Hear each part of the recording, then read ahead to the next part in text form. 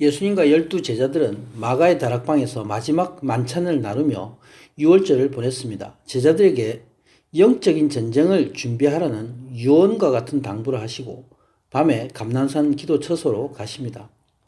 오늘 본문은 예수님이 예고하셨던 고난이 새벽에 시작이 됩니다.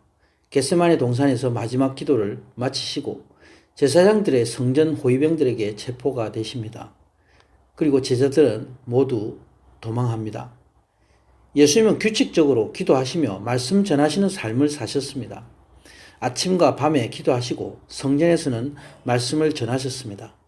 금요일 밤 유월절 만찬 후에도 늘 습관을 따라서 감난산에 기도하러 가셨습니다. 제자들도 함께 했습니다. 그곳에 이르시자 제자들에게 너희가 시험에 들지 않기를 기도하라 말씀하시고 돌 던질 만큼 떨어진 곳으로 가십니다. 그리고 예수님은 무릎을 꿇으시고 기도하십니다. 근데 예수님의 이 기도는 보통 때와 다른 기도였습니다. 십자가 지시고 가실 때가 임박했기 때문입니다. 이제 예수님은 십자가에 달려 죽으심으로 하나 되시는 삼위 하나님이 이제 분리되셔야 하기 때문입니다. 삼위일체 되시는 예수님과 하나님이 나누어진다는 것은 도저히 불가능한 일입니다. 그러나 모든 사람들을 죄에서 구하시기 위해서 예수님은 죽을 수가 없으신 그런 하나님의 권능을 내려놓고 인간의 죄를 담당하심으로 하나님과 관계가 끊어지게 된 것입니다. 바로 모든 사람들을 아버지와 하나 되게 연결하시기 위해서 하나님 아버지에게서 떨어져야 하시는 고통을 갖게 되시는 것입니다. 그래서 예수님은 하나님의 뜻을 구합니다. 아버지여, 만일 아버지의 뜻이어든 이 잔을 내게서 옮겨달라고 기도하십니다. 이 힘든 결정은 십자가의 고통을 피하시기 위해서 고민하신 것이 아닙니다. 육신의 고통 때문이 아닙니다. 예수님께서 고통하신 것은 바로 하나님과 성령님 그리고 예수님과의 떨어질 수 없는 삼위일체 되시기 때문입니다. 그러므로 모든 사람을 위해서 십자가에 달리시는 일입니다. 예수님은 이것을 위해서 피를 쏟아내는 그런 기도를 하신 것입니다. 예수님의 기도는 하나님의 뜻과 하나님의 원하심대로 되는 것입니다. 이때 사자가 하늘로부터 예수님께 나타나 힘을 도왔다 말씀합니다. 여기에 사자는 하나님의 천사들입니다. 예수님은 더욱 힘써 간절하게 기도할 때에 땀이 핏방울 되어서 땅에 떨어져 내렸습니다. 사람이 이렇게 극단적인 고통과 어려움에 처했을 때 사람의 땀샘에 피가 고인다고 합니다. 이렇게 예수님의 땀이 피가 되어서 피를 쏟으셨습니다. 예수님은 끝까지 최선을 다해서 힘써 기도하셨습니다. 기도 후에 예수님은 제자들에게 와서 저들이 잠든 것을 보십니다. 그리고 너희는 시험에 들지 않게 일어나 기도하라 말씀하십니다. 이제 예수님은 제자들을 떠나가야 합니다. 제자들을 향해서 너희가 시험 들지 말게 기도하라 하신 것은 이런 의미입니다. 이제 내가 너희들을 떠나가게 되었다.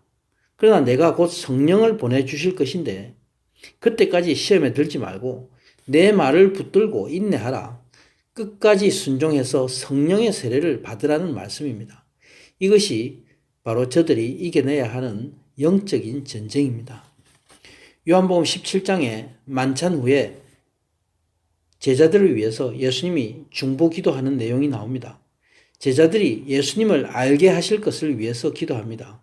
이제 예수님이 십자가에 달리심으로 저들 제자들을 떠나가는 것은 바로 예수님이 하나님 아버지와 함께 하시는 영광을 예수님을 따르는 하나님 나라의 백성들에게 주시기 위한 것임을 기도하십니다. 저들이 예수님을 따름으로 세상이 저들을 미워할 것이니 저들이 악에 빠지지 않도록 하기 위함이라 기도하고 계셨습니다. 예수님은 이제 아버지께로 가시면서 예수님이 하나님과 하나인 것 같이 우리 믿는 자가 예수님 안에서 하나님과 하나 되게 하시기를 원하신다 기도하셨습니다. 이것이 주님이 십자가에 달리시는 목적입니다. 저들에게 성령님을 보내주시기 위한 것입니다. 이제 예수님은 제사장들과 서기관들에게 파송된 성전 호위병들과 종들의 무리가 예수님께로 옵니다. 유다가 앞장서서 예수님을 알리려고 가까이 올 때에 예수님은 유다에게 말씀하십니다. 내가 입맞춤으로 인자를 파느냐 묻습니다.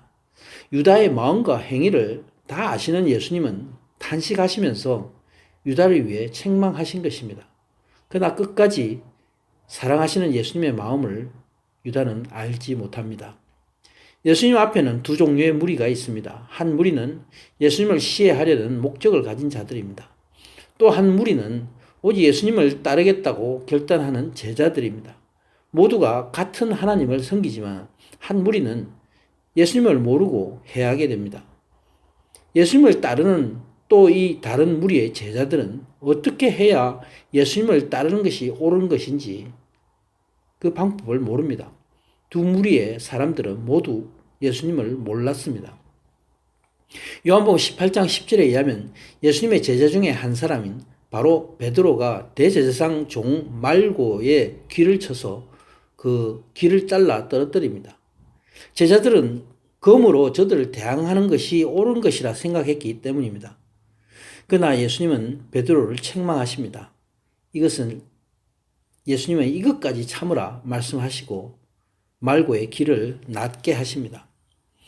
예수님이 이 세상을 싸워 이기는 방법은 무력이 아니라 사랑이라고 증거하신 것입니다. 하나님 나라의 백성은 오직 믿음으로 그 나라에 들어갑니다. 사랑의 증거를 갖고 사랑을 전하는 사람들입니다. 예수님은 저들 대적하는 대제사장들과 성전의 군관들과 장로들에 대해서 책망하십니다. 너희가 강도를 잡듯이 검과 몽치를 가지고 나왔느냐?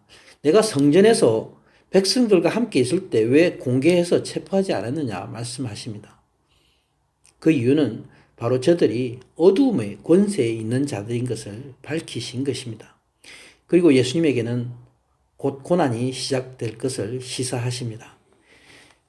말씀하십니다. 이제는 너희 때요 어둠의 권세로다. 이렇게 말씀하신 것은 이제 예수님이 대제사장으로서 자신의 하실 일을 다 하시고 고난 받으실 것을 말씀하신 것입니다.